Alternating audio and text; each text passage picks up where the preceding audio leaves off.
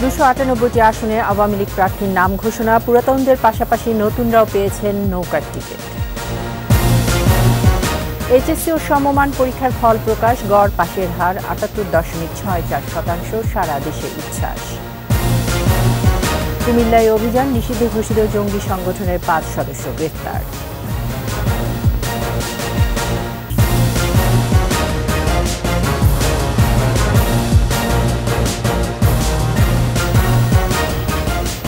শুনছিলেন first security ইসলামী bank limited সংবাদ শিরোনাম। আমন্ত্রণ 21 দেশের সংবাদে, সাথে আছি আমি তাইজিন রহমান। দর্শক, 21 টেলিভিশনের সংবাদ একই সাথে সরাসরি দেখতে পাবেন আমাদের ফেসবুক পেজ www.facebook.com/2124 অনলাইনে।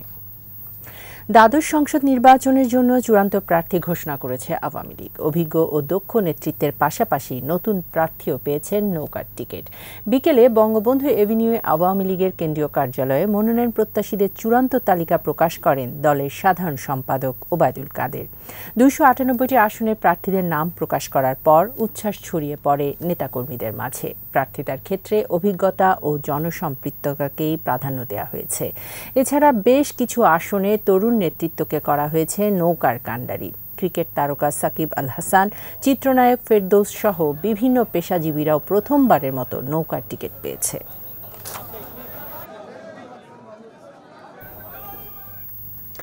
উচ্চ মাধ্যমিক ও সমমান পরীক্ষার ফল প্রকাশিত হয়েছে। 9টি সাধারণ শিক্ষা বোর্ড, মাদ্রাসা ও কারিগরি বোর্ড মিলিয়ে 11টি বোর্ডের গড় পাশের হার 78.64%।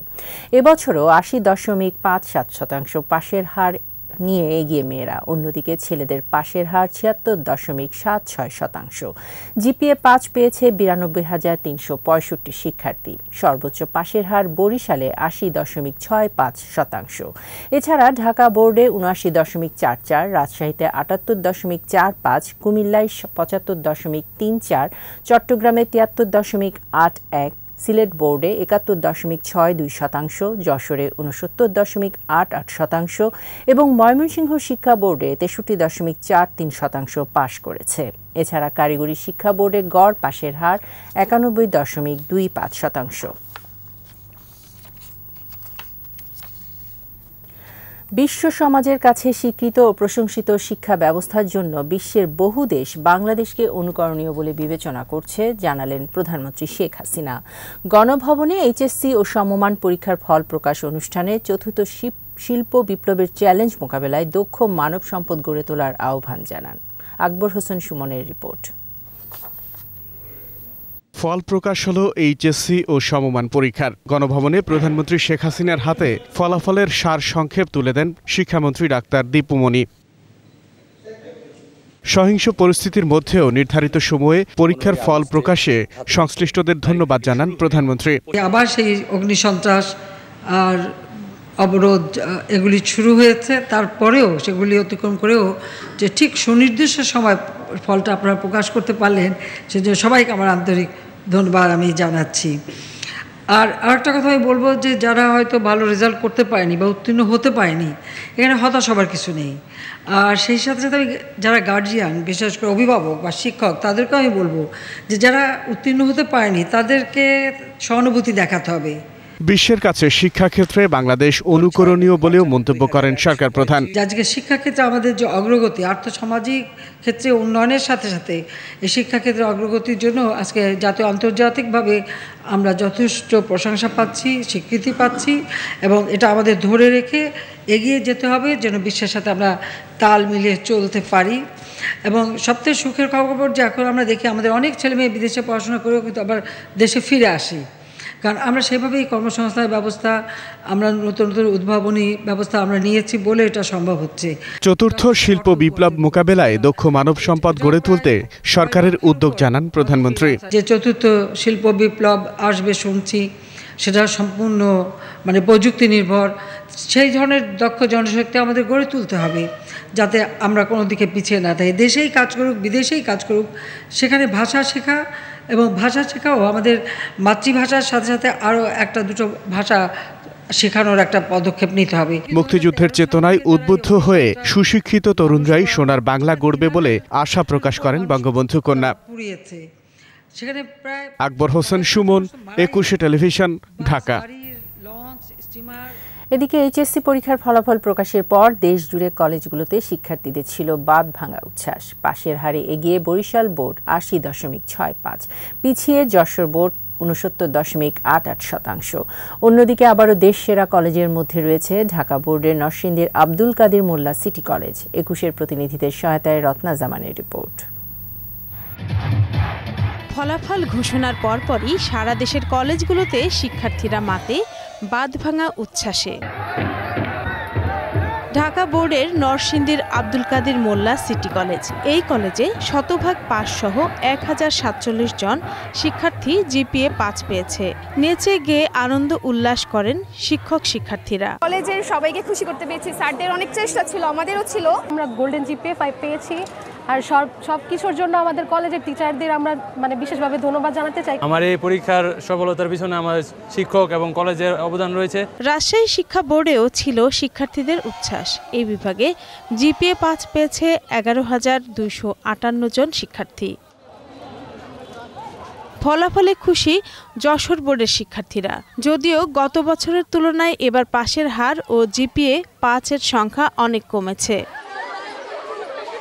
২ বছরেরও কম সময় পাওয়া, ফুল সিলেবাস, অনেকটা কষ্ট হয়েছে। তবুও যখন দিন শেষে এরকম একটা জিপিএ ৫ আসছে। বিভিন্ন সমস্যা গেছে, আমাদের তখন অনলাইন ক্লাস, সরকার অনলাইন ক্লাসের ব্যবস্থা করছে। ময়মনসিংহ শিক্ষা বোর্ডে প্রথম হয়েছে ময়মনসিংহের শহীদ সৈয়দ নজরুল ইসলাম কলেজ। এই কলেজে পাশের হার ৯৮.৫৫%। ভালো ফলাফলে আনন্দে মেতে ওঠেন শিক্ষার্থীরা। দিনাজপুর শিক্ষা বোর্ডে পাশের হার এবং জিপিএ ৫ প্রাপ্তিতে ছেলেদের চেয়ে মেয়েরা এগিয়ে। কুমিল্লা শিক্ষা বোর্ডে গত বছরের তুলনায় পাশের হার ও জিপিএ ৫ পাওয়া শিক্ষার্থীর সংখ্যা কমেছে। এদিকে চট্টগ্রামে গতবারের চেয়ে পাশের হার কম। এবার শতভাগ পাশ করেছে এমন কলেজের সংখ্যা ১২টি। বিভাগ ভিত্তিক ফলাফলে এগিয়ে আছেন বিজ্ঞান বিভাগের শিক্ষার্থীরা। রত্না জামান, ২১ টেলিভিশন। নিষিদ্ধ ঘোষিত জঙ্গি সংগঠন আল্লাহর দলের ৫ সদস্যকে গ্রেফতার করেছে অ্যান্টি টেরোরিজম ইউনিট। কুমিল্লা থেকে তাদের গ্রেফতার করা হয়। জাতীয় নির্বাচন সামনে রেখে তারা সংগঠিত হচ্ছিল কিনা সে বিষয়ে খোঁজ নেওয়ার চেষ্টা চলছে বলেও জানায় এটিইউ। বিস্তারিত মিনালা দিবার রিপোর্টে। রাজধানীর বাড়িধারায় এটিইউ কার্যালয়ে সংবাদ সম্মেলনের আয়োজন করেন অ্যান্টি টেরোরিজম ইউনিট। সংবাদ সম্মেলনে জানানো হয়, কুমিল্লায় আল্লাহর দল নামের জঙ্গি সংগঠনে ২০ থেকে ২৫ জন সদস্য বেশ কিছুদিন ধরে একত্রিত হবার পরিকল্পনা করছিল। এজন্য তারা কোচিং সেন্টারের নাম করে কুমিল্লাতে একটি বাসাও ভাড়া নেয়। সেখানেই গোপন বৈঠকের সময় অভিযান চালায় জঙ্গি সংগঠন দমন সংক্রান্ত এই সংস্থাটি। এ সময় ৫ জন ধরা পড়লেও পালিয়ে যায় বাকি সদস্যরা। রিসেন্টলি তারা কি কারণে কোচিং সেন্টারের নাম করে একটি বাসা ভাড়া নিল সেটা আমাদের জন্য একটা বিগ কনসার্ন, এবং সেটাও আবার জেলার একটি ব্যস্ততম এলাকাতে, একেবারে কোতোয়ালি এলাকাতেই আর কি। তো সেদিক দিয়ে আমাদের কনসার্ন সেটাই যে নির্বাচন অথবা অন্য কোনো স্পেসিফিক্যালি কোনো কারণে তারা কোনো প্ল্যান করে বাসাটা ভাড়া নিচ্ছিল কিনা। এটিইউ বলছে, আসন্ন জাতীয় নির্বাচনকে লক্ষ্য করে নাশকতা করার পরিকল্পনা আছে কিনা সে বিষয়ে জানার চেষ্টা চলছে।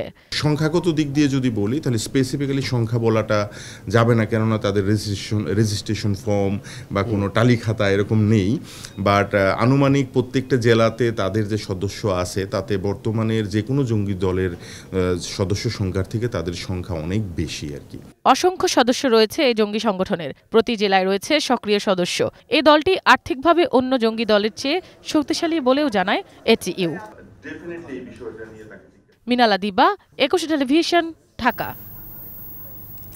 নিচ্ছি বিরতি, যখন ফিরছি তখন থাকবে। উন্নয়নের ছোঁয়ায় বদলে গেছে ভোলা, নির্বাচনে প্রস্তুত আওয়ামী লীগ, আড়ালে এগোচ্ছে বিএনপিও।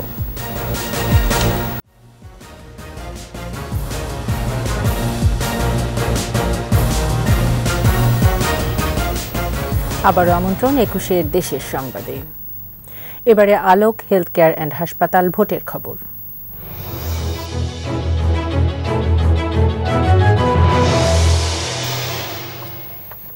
উন্নয়নের ছোঁয়ায় গত ১.৫ দশকে বদলে গেছে দ্বীপ জেলা ভোলা। ভোটাররা বলছেন আসন্ন নির্বাচনে উন্নয়নই হবে জেলার ৪ সংসদীয় আসনের মূল ইস্যু।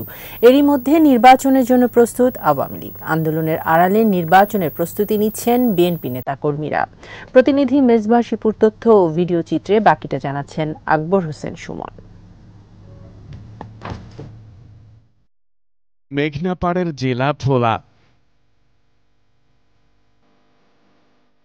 গত ১৫ বছরে বদলেছে এর রূপ।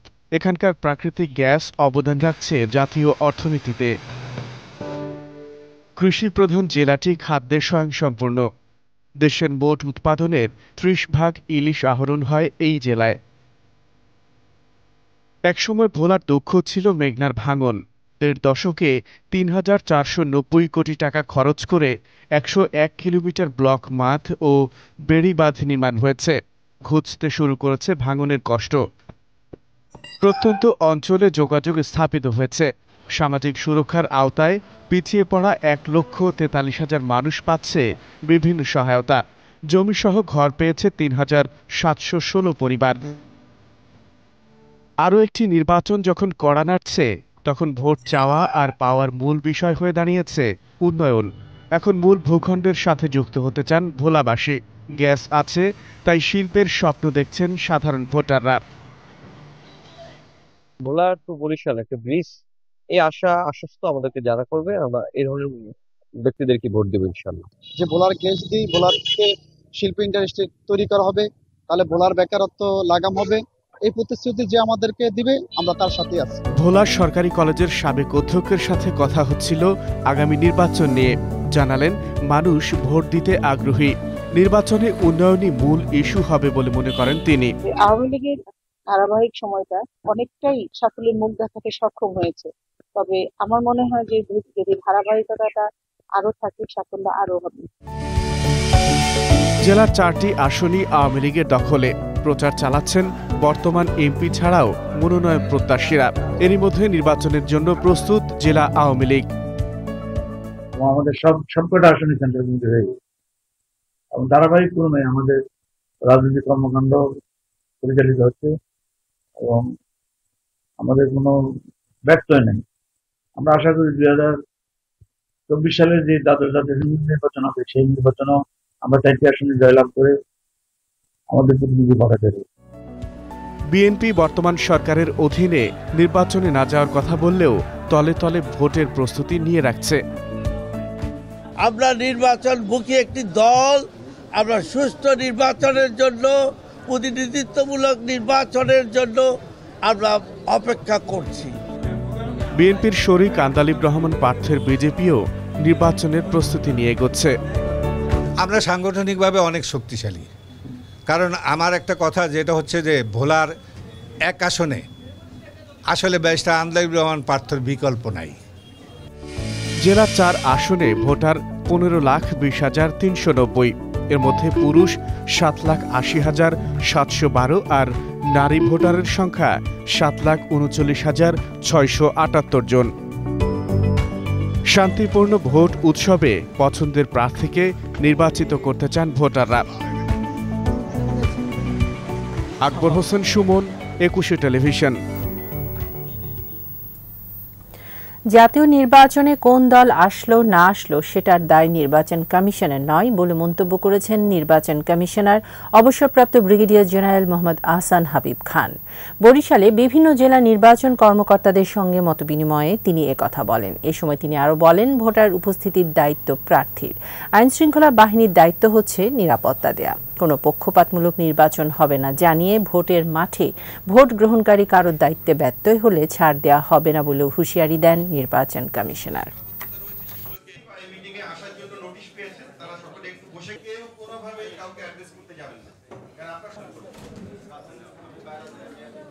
কোন দল আসলো কি না আসলো এটার ব্যাপারে কিন্তু পলিটিক্যালি আমার সাংবিধানিক দায়িত্বটা পড়ে না। এখনও কিন্তু আমি মনে প্রাণে চাই সকল দল অংশগ্রহণ করুক, উৎসব হোক এবং সকল দল, বড় বড় দল পার্টিসিপেট করলে একটা ব্যালেন্স হয়। সেনা মোতায়েন দেখেন, প্রত্যেকটা ইলেকশনে সেনা মোতায়েন হয়েছে। এটার ব্যাপারে আমাদের একটা মিটিং আছে, পিওসি এফডি এবং ডিফেন্স সেক্রেটারিকে নিয়ে মিটিং করব। আমরা অন্য ইলেকশনের মতো আমাদের ইচ্ছা আছে সেই মিটিংয়ে আমরা আলোচনা করে কার্যপরিধিটা ইন এড অফ সিভিল পাওয়ারে কি করবে। বিচ্ছিন্ন ঘটনা ছাড়া সারা দেশেই ঢিলেঢালাভাবে পালিত হচ্ছে বিএনপি ও সমমনা দলগুলোর ডাকা ৭ম দফার অবরোধ। ভোরে বরিশালের উজিরপুরের ঢাকা বরিশাল মহাসড়কে ট্রাকে আগুন ধরিয়ে দেন অবরোধকারীরা। ময়মনসিংহে আন্তজেলা যান চলাচল স্বাভাবিক ছিল, ট্রেন চলাচল ছিল স্বাভাবিক। অবরোধে রংপুরেও জীবনযাত্রা ছিল স্বাভাবিক। রাস্তায় আইনশৃঙ্খলা রক্ষা বাহিনী থাকলেও নেই বিএনপির নেতাকর্মীরা। এদিকে সিরাজগঞ্জের অবরোধের সমর্থনে বিক্ষোভ মিছিল করেন জামায়াতের নেতাকর্মীরা। ভোরে সিরাজগঞ্জ কাজীপুর সড়কের নলছাপাড়ায় আগুন জ্বালিয়ে বিক্ষোভ করেন তারা।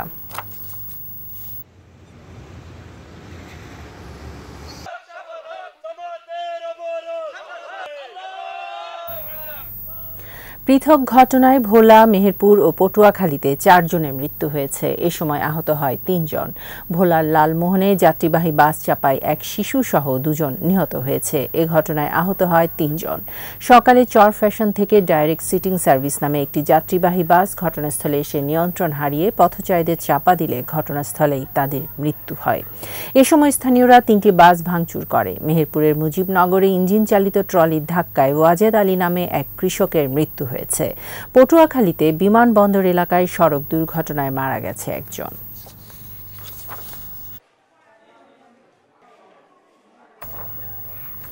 অবৈধ অবকাঠামোর ফলে নীলফামারীর ডোমার, চিলাহাটি, ভাওলাগঞ্জ সড়ক সরলীকরণ ও প্রশস্তকরণ করা যাচ্ছে না। অধিগ্রহণের খবরে রাতারাতি রাস্তার উপর তৈরি করা হয়েছে অসংখ্য ভবন। সরকারের মোটা অঙ্কের টাকা হাতিয়ে নিতে অসাধু ব্যক্তিরা নিম্নমানের সামগ্রী আর রডের পরিবর্তে বাঁশ দিয়ে গড়ে তুলেছে এসব অবৈধ ভবন। নীলফামারী প্রতিনিধির তথ্য, ছবিতে মাসুম আলিসার প্রতিবেদন। এটি নীলফামারীর ডোমার, চিলাহাটি, ভাওলাগঞ্জ সড়ক। এই সড়ক ধরেই ডোমারের বোগাবাড়ি হয়ে টিলাহাটি পৌঁছানো যায়। আবার এই পথেই যাওয়া যায় পঞ্চগড়ের ভাওলাগঞ্জে। তবে সড়কটিতে অসংখ্য বাঁক আর সরু হওয়ায় সরলীকরণ ও প্রশস্তকরণের প্রকল্প হাতে নেয় সড়ক ও জনপথ বিভাগ। এতে সড়কের 2 ধারে প্রায় 83 একর জমি অধিগ্রহণের প্রস্তাব করা হয়। সেজন্য 4 ধারার নোটিশ করা হয় জমির মালিকদের। নোটিশ পাওয়ার পর কিছু অসাধু মহল বেশি দামে জমি কিনে তৈরি করছে অসংখ্য ভবন আর দালান কোঠা। এতে বাধাগ্রস্ত হয়ে পড়ছে সরকারের যোগাযোগ ব্যবস্থা সুগমের প্রকল্পটি। স্থানীয়দের অভিযোগ, কিছু অসাধু চক্র মোটা অঙ্কের অর্থ হাতিয়ে নিতে নিম্নমানের সামগ্রী আর রডের পরিবর্তে বাঁশ দিয়ে গড়ে তুলছেন এসব ভবন। কিছু প্রভাবশালী কারণে রাস্তা যে জায়গায় বাঁকা হওয়ার কথা বাঁকাই আছে, একদিকে জমি চলে যাচ্ছে আর একদিকে বাঁচি যাচ্ছে। যেই পাশ দিয়ে রাস্তা যাবে সেখানেই মনে করেন যে বাসা তুলতেছে। ওই রাস্তা ওই দিক দিয়ে সোজা হয়ে যাবে, ওই যে বিল্ডিং উঠেছে। বর্তমানে 12 ফুট প্রশস্তের সড়কটিতে অসংখ্য বাঁক আর সরু হওয়ায় প্রতিনিয়ত ঘটছে দুর্ঘটনা। খুবই টার্নিং, এই টার্নিং এর জন্য মানুষ বিপদগ্রস্ত হয়। যতগুলো রাস্তার আঁকা বাঁকা আছে, টার্নিং আছে, এগুলো গাড়ির সাইড দিতে গেলে কোনো গাড়ির সামনে দেখাও যায় না, পিছনেও দেখা যায় না। অবৈধ অবকাঠামো অপসারণে আইনানুগ ব্যবস্থা নেওয়ার কথা জানালেন সংশ্লিষ্ট অধিদপ্তরের কর্মকর্তারা। 4 ধারা নোটিশের বিরুদ্ধে আমরা কয়েকটি আপত্তি পেয়েছিলাম। কাগজপত্র আমরা ভূমি মন্ত্রণালয়ে পাঠাবো। ভূমি মন্ত্রণালয় থেকে পরবর্তীতে একটা সিদ্ধান্ত আসবে। কিছু লোক লাভবান হওয়ার জন্য নতুন করে কিছু স্থাপনা নির্মাণ করছে, তো তাদেরকে সচেতন করার জন্য বিভিন্নভাবে বার্তা পৌঁছানো হচ্ছে। 443 কোটি টাকার প্রকল্পটি 2019 সালে শুরু হয়ে 2025 সালের জুনে শেষ হওয়ার কথা থাকলেও ভূমি অধিগ্রহণ সংক্রান্ত জটিলতায় আটকে আছে নির্মাণ কাজ। মাসুম আলিসা, 21 টেলিভিশন। ঝিনাইদহে প্রদর্শন করা হয়েছে শিশুদের তৈরি নাড়া শিল্পকর্ম। সকালে চারুগৃহ শিশু স্বর্গ স্কুল প্রাঙ্গণে প্রদর্শনীর উদ্বোধন করেন সরকারি কেসি কলেজের সাবেক অধ্যক্ষ প্রফেসর ডক্টর রেজাউল করিম। দিনভর এই প্রদর্শনীতে শিশুদের তৈরি করা ফুল, পাখি, গ্রাম, শহর, নদী সহ নানা শিল্পকর্মের প্রদর্শন করা হয়। এতে অংশ নিতে পেরে খুশি শিক্ষার্থী সহ অভিভাবকরা। শিশুদের সৃজনশীলতা ও মেধা বিকাশের জন্য এই আয়োজন বলে জানান আয়োজকরা।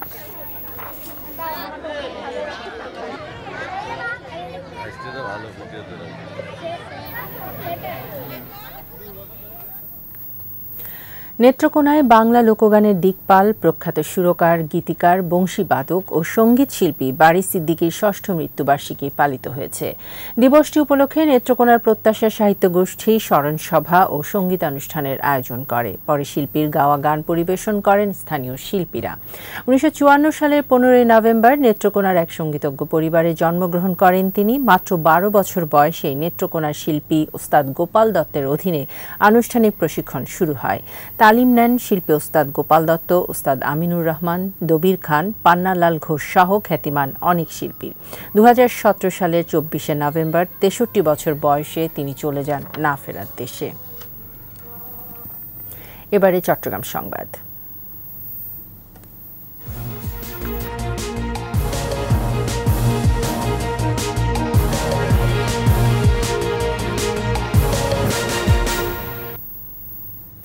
অবাধ, সুষ্ঠু, নিরপেক্ষ নির্বাচন আয়োজনে কমিশন বদ্ধপরিকর বলে জানান নির্বাচন কমিশনার মোহাম্মদ আনিসুর রহমান।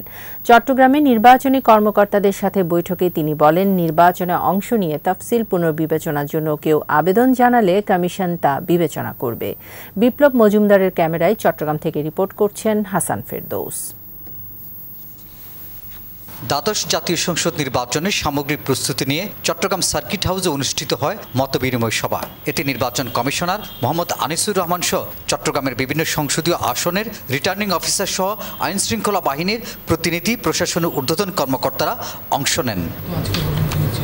বৈঠক শেষে সংবাদ সম্মেলনে নির্বাচন কমিশনার মোহাম্মদ আনিসুর রহমান বলেন, অবাধ, সুষ্ঠু, নিরপেক্ষ নির্বাচন আয়োজনে তারা বদ্ধপরিকর। কারো কারণে নির্বাচন প্রশ্নবিদ্ধ হলে তার বিরুদ্ধে ব্যবস্থা নেওয়া হবে।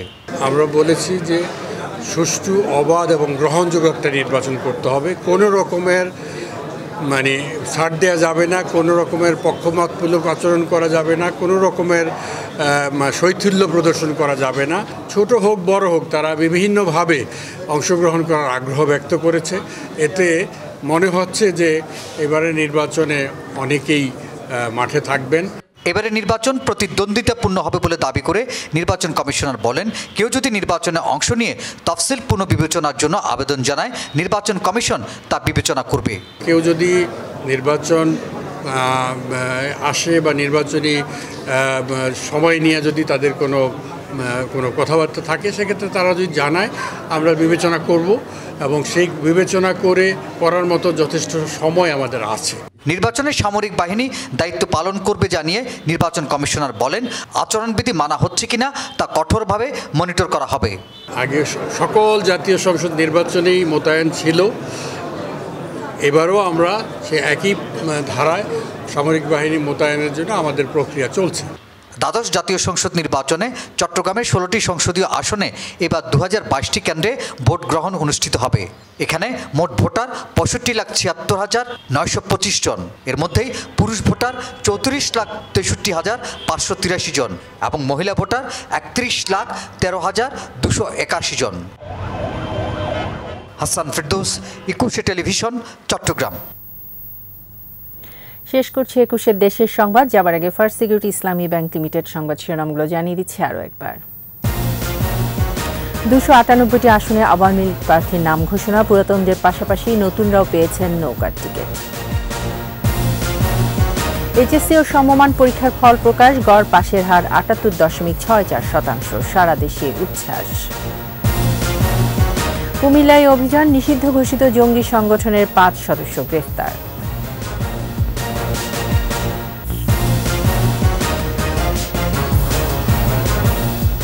সর্বশেষ খবর জানতে ডায়াল করুন 2021 নম্বরে, আর ভিজিট করুন ekushe-tv.com এই ওয়েবসাইটে। যারা ফেসবুকে ভিজিট করতে পারেন facebook.com/ekushe24 অনলাইন।